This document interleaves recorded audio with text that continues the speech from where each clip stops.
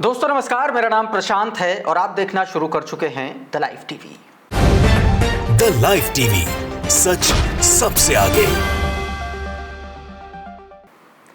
दोस्तों मोदी सरकार लगातार फैसले तो ले रही है, लेकिन उस पर एक्शन होता हुआ नजर आ नहीं रहा है। आज के इस वीडियो में कई सारे ऐसे फैसलों की पोल खोलूंगा जिसके बारे में आपको जानना चाहिए और समझना चाहिए। आपको बताऊंगा कि उस बीएसएफ जवान के क्या हालात हैं जो गलती से सीमा पार कर गया था और उसके लिए सरकार क्या कर रही है। साथ में आपको बताऊंगा कि कश्मीर में आतंकवादी हमले के बाद टेररिस्ट पर एक्शन होने के अलावा क्या सरकार कर रही है। टेररिस्ट पर एक्शन हो नहीं रहा है और एक्शन कहां हो रहा है, टूरिज्म पर एक्शन हो रहा है। जम्मू कश्मीर के टूरिज्म पर ही उल्टे एक्शन हो गया, इसके बारे में बताऊंगा। और साथ में बताऊंगा उसे एक नफरती चिंटू के बारे में जिसको एक सिख नौजवान ने बहुत अच्छे से सबक सिखा दिया है। और आखिर में बताऊंगा कि कैसे एक बड़े फर्जी घोटाले का प्रपंच रच के सत्ता कब्जाई गई और उसके बाद सारे आरोप शून्य साबित हुए। इन सारी बड़ी घटनाओं के बारे में बताऊंगा, लेकिन सबसे पहले जिक्र कश्मीर के से आने वाली एक बड़ी खबर का। कश्मीर के जितने भी पर्यटन स्थल हैं, लगभग 87 अधिकृत पर्यटन स्थल है, उनमें से आधे से ज्यादा पर्यटन स्थल को सरकार ने बंद करने का फैसला किया है। आपके स्क्रीन पर एनडीटीवी की ये ब्रेकिंग प्लेट है और तमाम सारे मीडिया प्लेटफॉर्म्स पर ऐसी खबरें चल रही हैं। कहा जा रहा है कि 87 में से 48 पर्यटन स्थल सरकार ने अनिश्चित काल के लिए बंद कर दिए गए हैं, जिसमें पहलगाम की बैसरण घाटी नंबर 1 पर है और उसके बाद गुरेज घाटी, वेरीनाग, गुलमर्ग, सोनमर्ग, इस तरीके के तमाम सारे ऐसे पर्यटन स्थल है। डल झील है, शालीमार बाग है, अहरबल जलप्रपात है, युसमर्ग है। इसके अलावा डूडी पत्थर झील है, लुटियन झील, अरू घाटी। मतलब आप ये कह सकते हैं कि 48 ऐसे पर्यटन स्थल है जिनको सरकार ने बंद कर दिया है। तो कुल मिलाकर के बात यह है कि पहले YouTube चैनल बंद हुए, फिर उसके बाद में पानी बंद करने का ऐलान पहले हुआ था लेकिन अभी तक बंद नहीं हुआ। उसमें बहुत सारी टेक्निकलिटीज हैं, कोई भी एक तरफा फैसला ले नहीं सकता। ये आप अच्छे से रिसर्च कर लेंगे, पढ़ेंगे, अच्छी चीज़ों को पढ़ेंगे तो आपको समझ में आ जाएगा कि ये इतना आसान नहीं है, ना तो इंफ्रास्ट्रक्चर के पॉइंट ऑफ व्यू से, ना ही टेक्निकल और कानूनी तौर पर भी ये। खैर, बढ़ते हैं एक अगली खबर की तरफ जो बहुत इंपॉर्टेंट है दोस्तों। लगभग 7 दिन से ज़्यादा का वक्त हो चुका है और वो बीएसएफ जवान पाकिस्तानी रेंजर्स के कब्जे में है दोस्तों। बीते बुधवार को वो गलती से पाकिस्तानी सीमा में सुस्ताने चला गया था, लेकिन अभी तक उसका कोई हल निकल नहीं पाया है। बीते दिन भी बीएसएफ ने 2-3 राउंड की फ्लैगशिप मीटिंग की, लेकिन कोई हल नहीं निकला। और उधर पत्नी, बीएसएफ जवान की जो पत्नी है वो प्रेग्नेंट है, गर्भवती पत्नी है और वो लगातार अपने पति को लाने की मांग कर रही है। सरकार से कह रही है कि उसके लिए क्या कदम उठाए जा रहे हैं, इस पर कोई एक्शन क्यों नहीं हो रहा। अब उसने एक बड़ा फैसला लिया है दोस्तों। जो बीएसएफ जवान की पत्नी है उन्होंने अब चंडीगढ़ कूच करने का ऐलान कर दिया। वो चंडीगढ़ पहुंच गई हैं और उन्होंने कहा है कि अब वो बीएसएफ अधिकारियों के साथ सीधे तौर पर वो सवाल जवाब करेंगी कि आखिर क्या चल रहा है और हमारा पति अभी तक वापस क्यों नहीं आया है। अब इसी को लेकर के आरफा खानम है, सोशल मीडिया इन्फ्लुएंसर हैं, उन्होंने ट्वीट कर दिया। उन्होंने सीधे तौर पर लिखा कि पाकिस्तान की कैद में जो बीएसएफ जवान है उसकी पत्नी जा रही है, लेकिन अगर गलती से जवाब मांगने की बजाय अगर वो सवाल करने लगी तो कहीं नहीं सवाल करने के जुर्म में उसे खुद उल्टा उस पर मुकदमा न दर्ज कर दिया जाए, खुद ना उसे जेल भेज दिया जाए। इस तरीके के व्यंग और कटाक्ष सरकार पर किए जा रहे हैं, क्योंकि बीते दिनों से जिस तरीके से भारत के तमाम सारे सोशल मीडिया इन्फ्लुएंसर्स पर मुकदमे दर्ज किए गए हैं, चाहे वो डॉक्टर मेडूसा की बात हो, चाहे वो नेहा सिंह राठौर की बात हो, तमाम सारे ऐसे लोगों पर मुकदमे दर्ज किए गए हैं और शिकायतें दर्ज कराई गई हैं। तो उसी पर एक तरीके से ये आरफा खानम का कटाक्ष था दोस्तों। अब बात करते हैं एक ऐसे नफरती की जिसको एक सिख ने अच्छा खासा सबक सिखा दिया। ये आप वीडियो देखिए पहले। इस वीडियो में राजनाथ सिंह नजर आ रहे हैं और कुछ सिख बटालियन के कुछ जवान नजर आ रहे हैं और वो जो बोले सो निहाल सत श्री अकाल के जो है वो उसका उद्घोष कर रहे हैं। अब इसी वीडियो को शेयर करते हुए एक सोशल मीडिया पर बड़ा चर्चित नाम है दीपक शर्मा, उसने ये वीडियो शेयर करते हुए लिखा कि जो बोले सो निहाल, सत श्री अकाल, गूंज ऐसी कि जिसे सुनकर पाकिस्तानी फौज सीमा के उस बार कांप गई होगी, भारत माता की जय। इस तरीके से उन्होंने कहा, यानी कि सिर्फ उद्घोष करने से, मतलब आप देखिए कि चरण वंदना की, जूता चाटने की अपने आप में एक लिमिट होती, लेकिन ऐसे नफरती लोग वो लिमिट को भी पार कर चुके हैं। पाकिस्तानी सेना हिल गई होगी, ठीक है, क्या ऐसे ही उद्घोष करके पाकिस्तानी सेना को हिलाएंगे या कुछ किया भी जाएगा? इस पर भी बहुत सवाल उठ रहे हैं। और इसी का सवाल, इसी ट्वीट का जवाब जो है एक सिख ने दे दिया।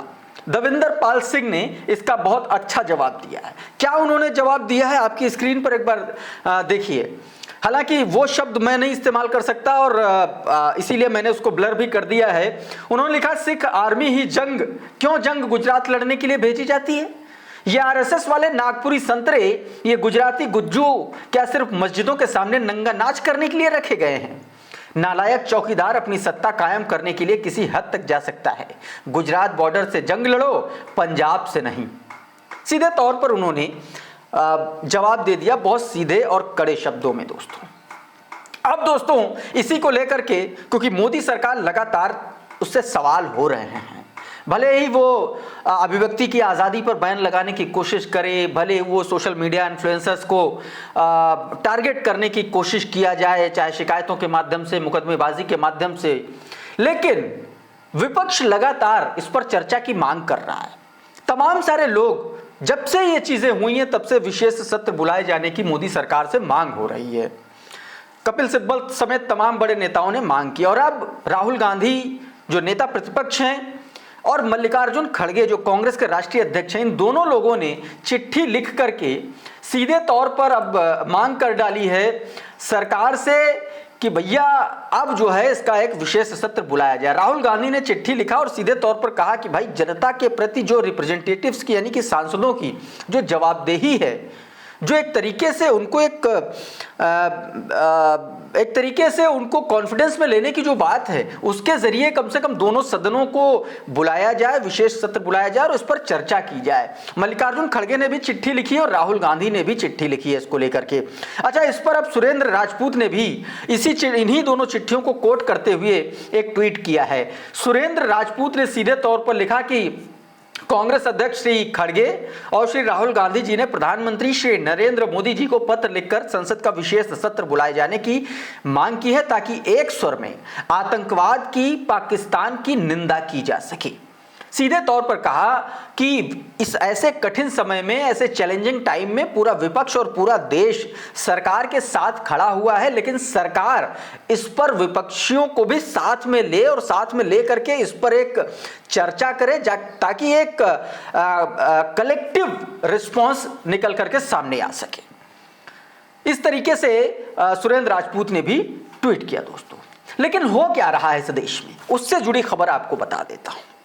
एक अभियान चलाया जा रहा पूरे देश में, जितने भी लुके छिपे भागे इधर उधर भटके पाकिस्तानी बांग्लादेशी हैं, सबको निकाल के बाहर करो। बहुत अच्छी बात है, बांग्लादेशियों की कोई जगह नहीं है, यहां नहीं होने चाहिए बांग्लादेशी, अच्छी बात है, पाकिस्तानियों को आप भगाइए।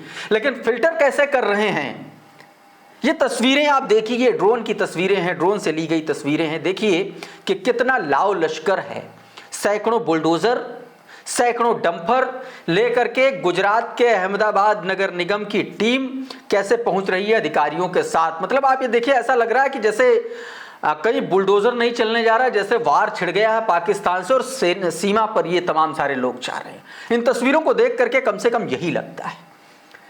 अब इस खबर के पीछे की सच्चाई दोस्तों ये है कि अहमदाबाद का एक इलाका है चंदोला, यहां पर कई सालों से अवैध अतिक्रमण किया जा रहा था और इसी अवैध अतिक्रमण को हटाने के लिए यह बुलडोजर कार्रवाई वहां पर की गई। हालांकि यह बात भी दीगर है कि बुलडोजर एक्शन पर सुप्रीम कोर्ट बहुत जबरदस्त तरीके से लताड़ लगा चुका है, सरकारों को फटकार लगा चुका है। बुलडोजर एक्शन के लिए एक नियमावली तय की गई है, गाइडलाइन तय की गई है, उसके हिसाब से ये एक्शन हो सकता है।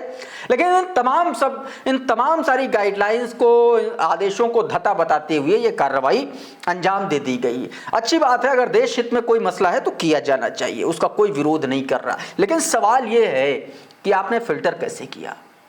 50 बुलडोजर, 36 डंपर, दैनिक भास्कर की यह रिपोर्ट कहती है, और 18,000 वर्ग फुट में जो इस पूरे मसले का मास्टरमाइंड बताया जाता है, उसका आलीशान फार्म हाउस ढहाया गया है, और उसी को ढहाने के लिए ये लोग गए थे दोस्तों। अब ये कहा जा रहा है कि तमाम सारे लोगों की, तमाम सारे बांग्लादेशियों की पहचान हुई, उनको भी डिपोर्ट किया जाएगा। लेकिन इसी मसले को लेकर के समाजवादी पार्टी के राष्ट्रीय प्रवक्ता आईपी सिंह जो लिखते हैं, वो आंखें खोल देने वाला बयान लिखते हैं। वो एक वीडियो जो मैंने अभी आपको दिखाया, वो वीडियो शेयर करते हुए उन्होंने अपने ट्वीट में लिखा कि अहमदाबाद में बांग्लादेशियों के खिलाफ सबसे बड़ी कार्रवाई आज सुर्खियों में है, जहां चंडोला तालाब के पास अवैध बस्तियों को ध्वस्त करने के लिए सैकड़ों बुलडोजरों का इस्तेमाल किया गया। गुजरात पुलिस और अहमदाबाद नगर निगम ने इस ऑपरेशन में 890 से अधिक बांग्लादेशियों को हिरासत में लिया, जिनके पास वैध दस्तावेज नहीं थे। अधिकारियों का दावा है कि ये लोग फर्जी दस्तावेजों के साथ भारत में रह रहे थे और कुछ आपराधिक गतिविधियां जैसे नशीले पदार्थों की तस्करी और मानव तस्करी में शामिल थे। इस कार्रवाई को राज्य के गृह मंत्री हर्ष सांघवी ने ऐतिहासिक सफलता करार दिया। हालांकि इस ऑपरेशन में विवाद भी हुआ, यहां से सुनिएगा। हालांकि इस ऑपरेशन में विवाद भी हुआ। विपक्ष का कहना है कि हिरासत में लिए गए कई लोग बांग्लादेशी नहीं हैं, बल्कि अन्य राज्यों से आए हुए भारतीय मजदूर हैं। उन्होंने आरोप लगाया कि यह कार्रवाई बिना उचित जांच के की गई और इससे गरीब समुदाय को नुकसान पहुंचा। इसके अलावा स्थानीय लोगों ने कार्रवाई के खिलाफ गुजरात हाईकोर्ट में याचिका दायर की है, जिसमें तत्काल सुनवाई की मांग की गई है। क्या अन्य राज्यों को भी ऐसा करना चाहिए? यह एक जटिल सवाल है। अवैध प्रवास एवं राष्ट्रीय सुरक्षा और सामाजिक मुद्दा हो सकता है, और कई लोग मानते हैं कि कानून का पालन सुनिश्चित करने के लिए सख्त कार्रवाई हो। गुजरात पुलिस का दावा है कि इस ऑपरेशन में आतंकी नेटवर्क और फर्जी दस्तावेजों के रैकेट का पर्दाफाश हुआ है, जो अन्य राज्यों के लिए एक मिसाल हो सकता है। दूसरी ओर ऐसी कार्रवाइयों में मानवाधिकारों का ध्यान रखना जरूरी है। कुल मिलाकर के एक लंबा चौड़ा पोस्ट जिसमें यह आरोप लगाया जा रहा है कि इसमें अपने ही देश के कुछ अलग अलग राज्यों के मजदूरों को भी हिरासत में लिया गया, उसको भी फिल्टर नहीं किया गया। दोस्तों, आईपी सिंह ने ट्वीट किया है। तो इस तरीके से एक और भी, मतलब आप ये कह सकते हैं कि बांग्लादेशियों और पाकिस्तानियों पर एक्शन की आड़ में कहीं कुछ और तो नहीं चल रहा है, ऐसे भी सवाल दोस्तों उठ रहे हैं। अब इसी को लेकर के दोस्तों ये सारी चीजें चली रही हैं। इस बीच भारतीय जनता पार्टी के एक और झूठ का भंडाफोड़ हो गया। दोस्तों, आपको याद है कॉमनवेल्थ घोटाला 2010, 70,000 करोड़ रुपए के आसपास का एक घोटाला बताया गया था, और उसका मास्टरमाइंड आयोजन समिति के अध्यक्ष उस वक्त जो थे, कॉमनवेल्थ गेम के आयोजन समिति के जो अध्यक्ष थे सुरेश कलमाड़ी, उनको बनाया गया, तो उनको मुख्य पार्टी बनाया था। लेकिन अब इस मामले में खबर यह है कि ईडी ने दिल्ली की एक अदालत में क्लोजर रिपोर्ट लगाई और अदालत ने उसको एक्सेप्ट कर लिया, यानी कि कोई केस ही नहीं था, केस बंद कर दिया गया। और अब आप याद कीजिए कि कांग्रेस के पीछे भारतीय जनता पार्टी के लोग कैसे पीछे लगे रहते थे।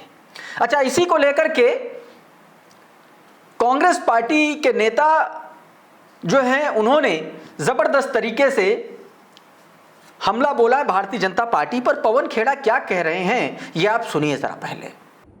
ईडी ने कॉमनवेल्थ गेम्स के तथाकथित जो घोटाला था उस पर एक क्लोजर रिपोर्ट दी है, जो कोर्ट ने स्वीकार कर ली। ये पहली बार नहीं हुआ है। 2G में भी आपने देखा क्या हुआ, कोल में आपने देखा क्या हुआ, रॉबर्ट वाड्रा में खुद मनोहर लाल खट्टर ने उन्हें क्लीन चिट दी। 2014 से 13 से पहले ये आरोप लगाए जाते थे। अरविंद केजरीवाल लगाते थे सत्ता में आने के लिए, नरेंद्र मोदी लगाते थे सत्ता में आने के लिए, विनोद राय और शुंगलू और अन्ना हजारे को छोड़ दीजिए, ये तो कठपुतली थे, इनका क्या बोलना।